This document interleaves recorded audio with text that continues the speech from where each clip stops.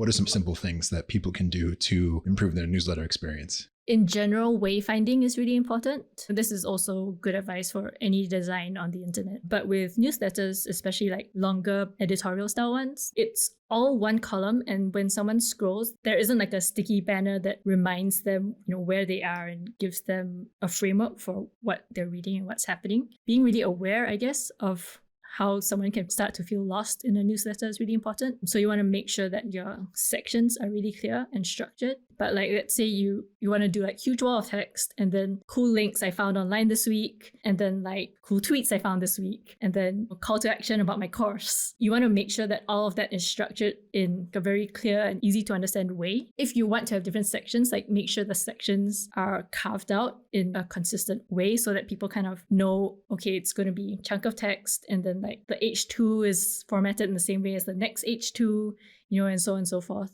I'm a big fan of labels as well. So if you're going to do like chunk of text, H2 with funny headline, then on top of the headline, you want to have a label that says weekly link sharing or something like that. So, and since we're actually talking to people who can't necessarily see and don't know what an H2 is, an H2 is what you tell your editor to make the formatting of the paragraph heading. So H2 is kind of in the middle size. H1 is really big and H3 is small. So when you see large titles in a blog post or an email newsletter, the largest font is probably an H1.